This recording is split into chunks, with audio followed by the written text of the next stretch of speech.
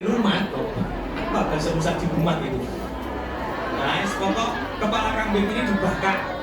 Setelah bakar dikerik, setelah dikerik bersih digodok itu di terus ya, pinter. Saya nanya ngetes sampean pinter bahasa Indonesia apa tidak itu. Direbus. Setelah direbus ternyata daging ini mereceli, daging ini terlepas dari tulangnya, tinggal bumbu nih, tinggal kasih bumbu. Ini di dalam hatinya ini sudah tidak tega. Bahasanya Jawa gak mentolo. Nah, tidak mau mengucapkan tidak mentawan untuk guru gambar. Nanti tidak tega. Bapak apa dulu? Kita walaupun fakir Bapak, kita walaupun fakir, ini kita sudah sering kayaknya makan daging kambing. Dan terus kelihatannya tetangga sebelah itu jarang sekali Bapak. Bagaimana kalau daging kambing ini, kepala kambing ini kita kasihkan tetangga sebelah? Ya nggak apa-apa, Bu, terserah panjenengan. Dikasihkan sebelah. Sebelahnya ini mau masak, ya tidak lagi. Terus seperti itu sampai muter sampai yang pertama. Itu zaman sahabat seperti itu. Kalau panjenengan sedoyo, kalau dapat daging kambing di daerah panjenengan seperti itu. Kalau dapat daging kambing terus ingat tetangganya gitu. Apalagi sebentar lagi ini musim Idul Adha. Musim Idul Adha ini musim panen panitia kurban. Panen apa? Panen dosa. Karena panitia nggak dapat bagian langsung ngiris disuruhke. Anaknya ngambil. Gini sampai di motor itu. Istrinya ada di sini nggak? Coba maju satu. Itu orang zaman dulu, sahabat tabiin, sahabat-sahabat pejuang pangapunten. Kalau urusan dunia itu yang diingat orang lain, tapi kalau urusan akhirat yang diingat dirinya. Dulu ada seorang syekh ulama namanya Sufyan Ats-Tsauri. Sufyan Ats-Tsauri ini pernah menangis. Hampir 1 minggu menangis. Tetangga kanan kiri takziah, Syekh, kenapa engkau menangis? Siapa yang meninggal? Tidak ada yang meninggal. Tapi kenapa engkau menangis? Engkau kehilangan apa? Uang atau apa? Saya tidak kehilangan apa-apa. Panjenengan kok menangis sampai hampir seminggu. Saya sudah tak tahu menjawab. Saya menangis itu karena hari Jumat kemarin. Saya datang terlambat ketika waktu sholat Jumat, sehingga saya tidak mendapatkan sholat barisan yang pertama. Saya bertampak di sholat bagian kedua. Padahal Rasulullah bersabda, siapa yang sholat di barisan pertama maka didoakan 70 malaikat rahmat. Sedangkan aku berada di sholat bagian kedua.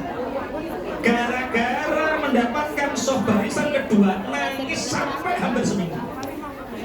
Kira-kira bojone sampean nggih ngoten napa mboten? Iya. Gayane bojone sampean modele piye? Datangnya belakang, pulangnya nangis gak apa-apa, yang penting gak tulisan gas saja lah. Itu Sufyan Ats-Tsauri itu saking ikhtarnya mendahulukan orang lain dalam urusan dunia, tapi menurut urusan akhirat kita.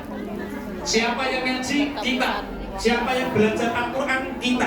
Siapa yang sholat jamaah? Kita. Orang lain terlambat itu urusan orang lain, tapi kita urusan akhirat harus yang pertama. Itu namanya apa? Kita.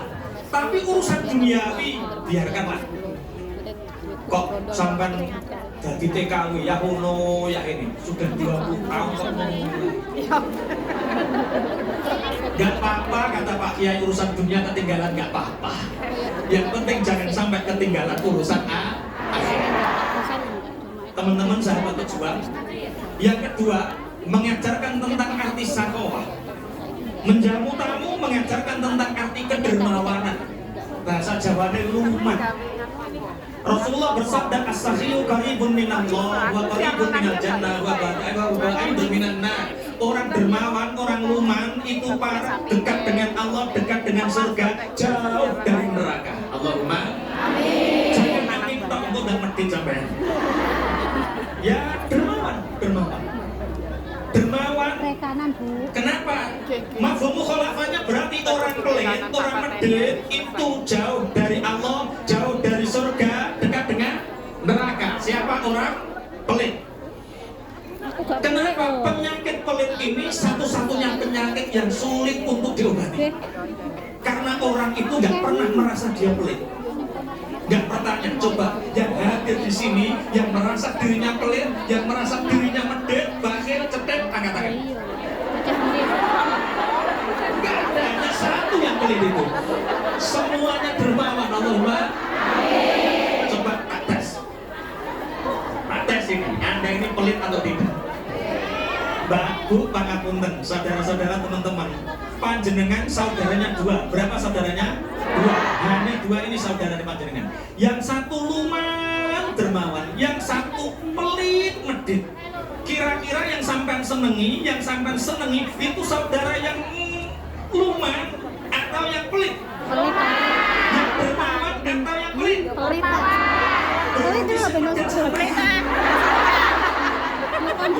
Masakan Dani, semat dulurmu piro? Hanya dua. Tak saudara sampean. Wong saudarane sampean hanya dua, yang satu dermawan, yang satu pelit. Sing sampean senengi kok sing dermawan, berarti sing pelit sampean. Masuk sama saya. Kemudian untuk mengukur, karena ini orang itu kalau dermawan rasanya jadi saya ini yang paling dermawan, saya ini yang paling baik, saya ini yang paling dermawan rasanya. Yang pedih-pedih, yang bakhil itu ya kaya. Makanya dalam kitab Nasrul Ibad, Syekh Imam Nawawi Al-Bantani menyadur dari dawuhnya Ibnu Hajar Al-Asqalani, menyadur dari dawuhnya Sayyidina Abu Bakar As-Siddiq. Kita bisa ngukur, teman-teman. Ngukur apa Pak Kiai? Saya ini pelit atau dermawan? Kalau Anda punya 4 tanda ini, berarti Anda pelit. Apa? 1, tandanya orang pelit itu hidupnya susah. Bangun tidur langsung susah. Petuk bojo meremut. Petuk anak nyaprut. Ketemu tetangga kepengin ngeremus. Nah, itu tandanya apa? Pelit. Orang yang beruntung, orang yang bahagia, orang dermawan itu bangun tidur langsung sumringah. Ketemu suami senyum, ketemu anak senyum, ketemu tetangganya apa? Yuar nanti blonjo. Itu dermawan. Ada satu ayat, wa may yuqashuha nafsihi fa ulaika humul muflihun. Barang siapa yang menjaga dirinya dari sifat pelit, maka itu adalah orang-orang yang bahagia, orang-orang yang beruntung. Allahumma.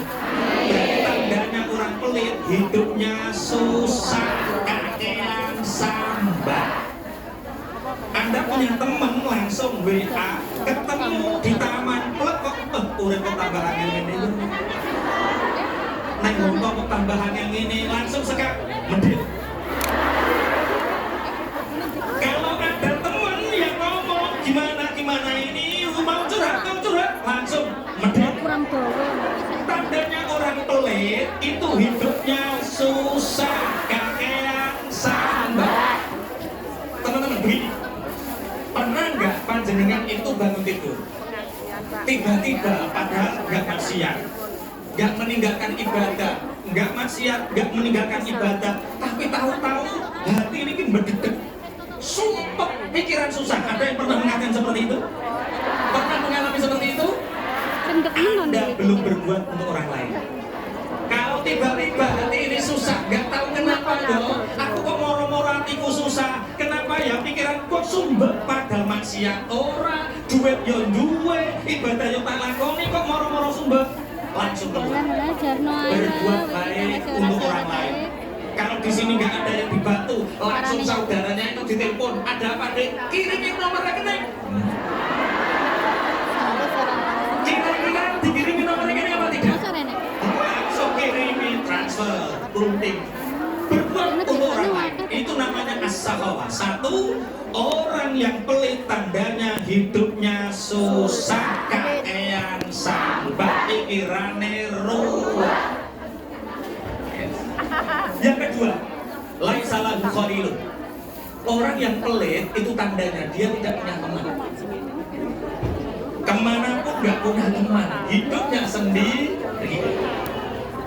Mamanya banget majelis taklim, rapatnya sama orang pelit gaji meski dibantah terus ngeyel perkara wedi kelangan. Takmir masjid, imam musola, rapat sama orang yang pelit, gak situ dadi.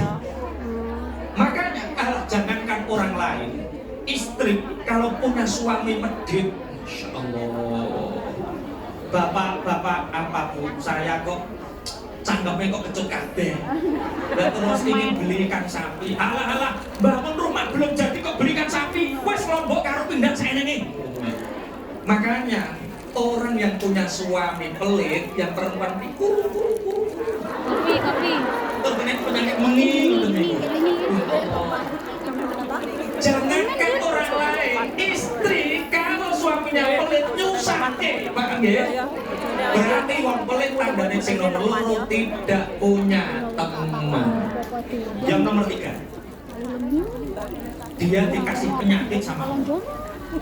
Sakitnya lama, hartanya habis untuk berobat, sakitnya nggak sembuh-sembuh, uangnya nggak mati-mati.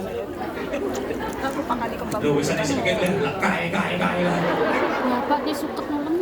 Teman-teman, kalau ngaji itu bukan mikir orang lain kok kai. Jangan, ngaji itu untuk membenahi dirinya sendiri. Kok mikir lah kok kai. Maksudnya kalau kita sakit kok nggak sembuh-sembuh, mungkin kita kurang sedekah. Kalau kita punya sakit yang kita itu lama berobat gak sembuh-sembuh, jangan-jangan kita kurang sedekah. Jangan-jangan kita ini orang yang pelit. Jangan besok pulang ke Indonesia, tetangganya ada yang sakit. Sudah berapa lama yuk? 7 tahun lah. Loh, lah sudah berobat lah, sudah menghabiskan apa-apa. Sapi wis tak dol, sawah wis tak dol. Lah belum sembuh. Belum medit. Kok tambah bolongnya medit? Boten, kalau orang lain kita husnudzon sama Allah. Mungkin Allah sayang sama panjenengan sehingga dosa-dosa panjenengan dirontohkan sama Allah, diampuni oleh Allah lewat sakitnya panjenengan. Sabar, Kok tambah bolongnya medit. 1, tandanya orang pelit, hidupnya susah kakean sam. Nomor 2, tidak punya teman. Nomor 3, dikasih penyakit, uangnya habis gak sembuh. Yang keempat, sebelum mati sama Allah diperlihatkan tempatnya di neraka, sehingga dia merasa ketakutan dan menyebabkan su'ul khotimah. Loh, kenapa Pak Kiai su'ul khotimah? Karena orang yang pelit itu tobatnya sulit. Dia nggak pernah merasa pelit. Ini ada satu kisah. Al-khobar muhtamalun baina siddiq wal kadhib. Yang namanya kisah, yang namanya cerita teman-teman, itu pasti mengandung benar dan mengandung kesalahan. Tapi kalau dalam cerita saya ini ada kesalahan, tolong jangan diambil hati. Ini hanya untuk tujuan ambil pelajaran saja, betul ya? Ceritanya gini. Ada santri itu sakit 3 tahun. Dia itu nadar sama Allah, ya Allah kalau saya sembuh, ya Allah saya nadar mau bangun masjid 5 miliar. 5 miliar enggak sembuh. Nadar lagi, ya Allah kalau panjenengan ngasih saya sehat walafiat sembuh, saya nadar sedekah anak yatim 5 miliar. Masih belum sembuh. Akhirnya pegelen, nadarnya diamuk. Ya Allah kalau panjenengan ngasih saya sembuh, ya Allah saya nadar memberi anak setan 5 miliar. Baru nadarnya diamuk ngasih anak setan sembuh. Baru sembuh bingung cari anak setan di mana.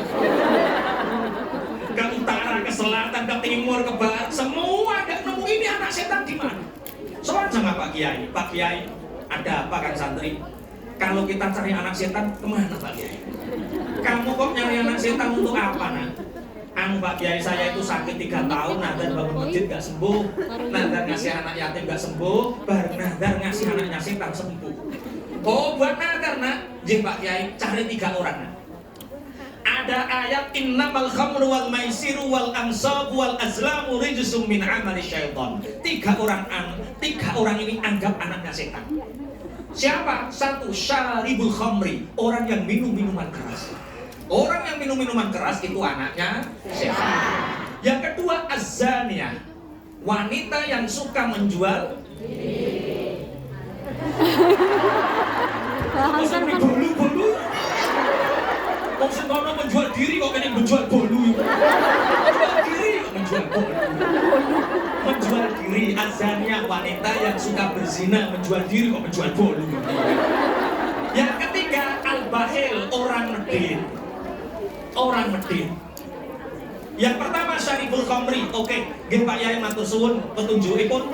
Terima kasih petunjuknya Pak Yai. Saya mau nyari yang pertama, orang yang minum minuman keras. Langsung santri ini ngadai duit 5 miliar. Teman-teman sahabat pejuang, panjenengan sudah pernah lihat uang 5 miliar? 1 miliar. Kita kasih tahu sampai. Beli mie sedap 1 kardus. Lah, mie sedapnya diambil, kemudian kardusnya ini ganti uang 100-an ribu sampai penuh persis, itu pas 1 miliar. Berarti kalau 5 miliar berarti 5 nanti pulang.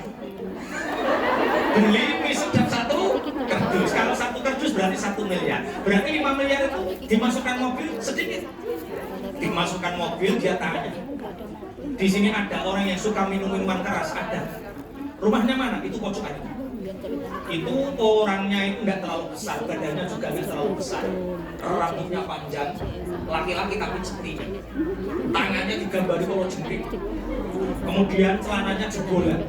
Nah itu biasa orang-orang yang mabuk seperti itu, yang udah ditengerin, yang udah dititeni. Oh itu biasanya pakai kaos hitam, nggak pernah ganti. Kaos hitam ya, tulisannya belakang panitia kiamat. Iku bocah nakal tenang.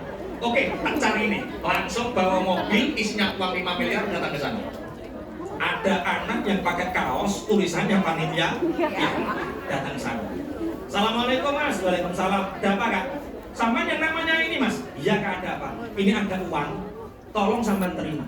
Loh, uang kok banyak, ini uang apa? Jangan-jangan ini pencucian uang, sampai wangsol terus aku dicekel polisi. Enggak, ini uang saya sendiri. Enggak, ini gimana ceritanya kok ngasih saya uang segini banyak? Mas, saya itu sakit 3 tahun, nadar bangun juga sembuh, nadar ngasih anak yatim gak sembuh, baru nadar ngasih anaknya setan sembuh. Dan saya tanya sama Pak Kiai, anaknya setan itu siapa? Kata Pak Kiai, sampean itu anaknya setan. Langsung dicenggiwain Pak. Apa? Saya kok ada anaknya setan? Enggak, pulang. Habis jodoh seperti langsung pulang. Oh ternyata seorang pemabuk pun masih punya harga diri. Yang kedua azania, wanita yang menjual diri. Boleh. Bolu kayak ini menjual diri. Di sini ada yang seperti itu, ada. Rumahnya pojok sana. Wah rame, masya Allah laris. Zaman dulu kan belum ada COD, tapi rumahnya. Nah, sekarang COD, datang orang sana. Assalamualaikum Mbak, karena ini santri. Assalamualaikum Mbak, waalaikumsalam. Mbak, sampai yang namanya ini Mbak. Ya Mas, ada apa? Gini loh Mbak, saya itu datang ke sini mau ngasih uang. Tolong uang saya ini sampai terima Mbak ya. Ya nggak apa-apa Mas, tak terima. Tapi sebelum saya terima uangnya sampean tak kasih dulu Mas. Loh, kasih apa Mbak? Loh, orang kalau ngasih saya itu ya tak kasih dulu tuh Mas. Enggak Mbak, nggak usah kasih. Pokok uang ini terima. Lah ini uang apa? Gini loh Mbak, saya itu sakit 3 tahun. Saya nadar bangun masjid nggak sembuh. Saya nadar ngasih anak yatim nggak sembuh. Baru saya nadar ngasih anaknya setan sembuh. Saya tanya Pak Kiai, anaknya setan itu siapa? Pelacur seperti Mbak itu anaknya setan. Pelecehan. Namanya perempuan marah itu nggak terlalu ekstrim, tapi menakutkan. Masuk ke rumah, ya nggak bilang apa-apa, diam, sunyi, senyap. Ambil sabit langsung dikejar. Itu perempuan itu kalau marah, sunyi, senyap, menakutkan. Langsung, oh ternyata seorang pelacur pun masih punya harga. Yang ketiga siapa anaknya setan? Orang pelit. Di sini ada orang pelit, ada. Hajinya setiap tahun, umroh setiap minggu, hartanya banyak, warisannya banyak, perusahaannya jalan semua, tapi lupa anak yatim, lupa fakir miskin, lupa pondok pesantren, lupa tetangga-tangganya, duitnya dintek.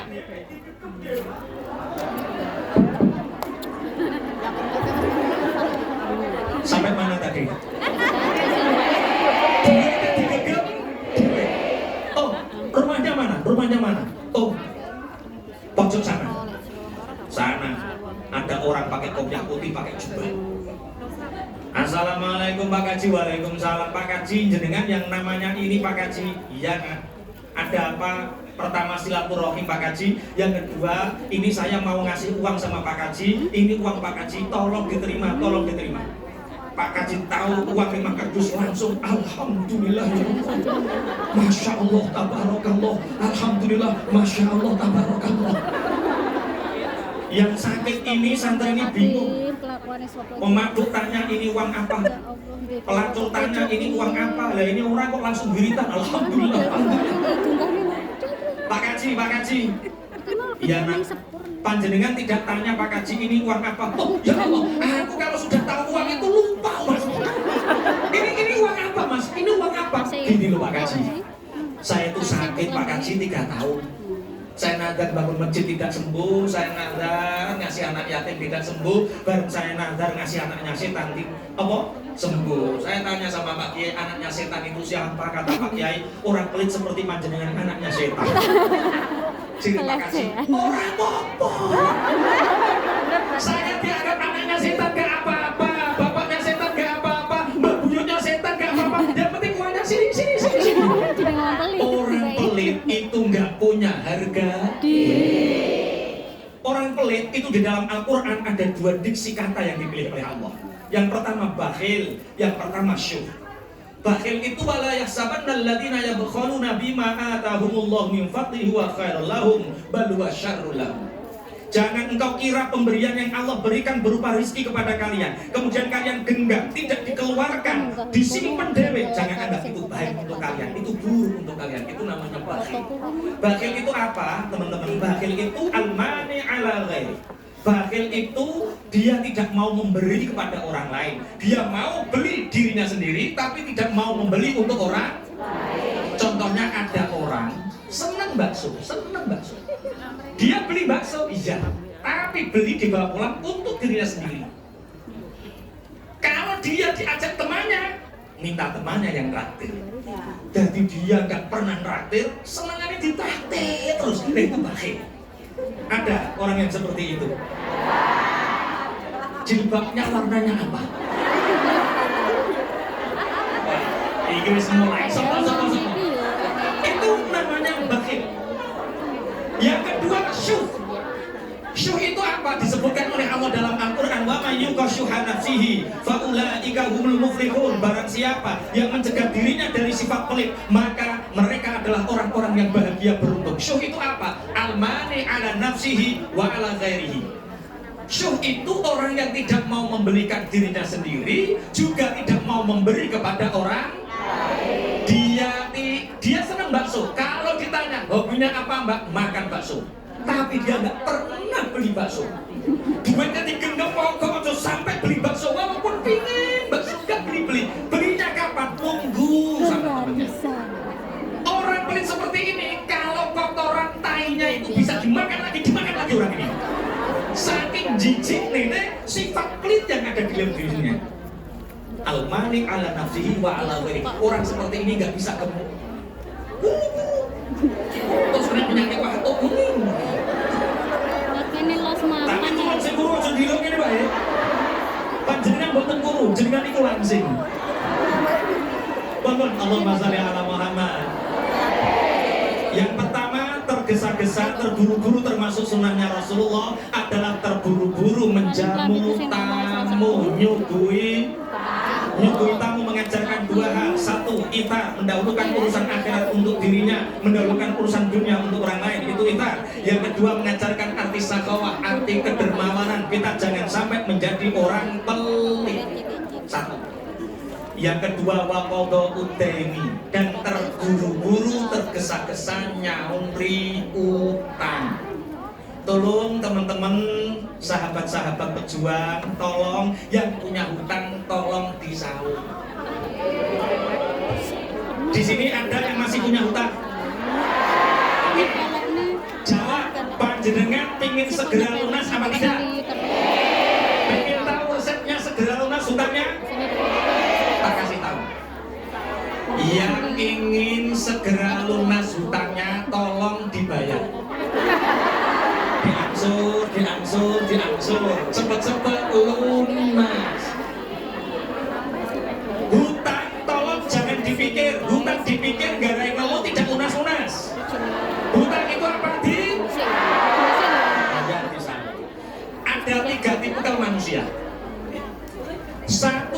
orang yang sulit hutang, tapi sulit nyaur. Dia itu kalau hutang nggak terpaksa, nggak hutang, tapi sekali hutang nggak bayar, nggak nyaur. Ada yang seperti itu? Sulit hutang, sulit nyaur. Yang kedua, gampang hutang, gampang nyaur.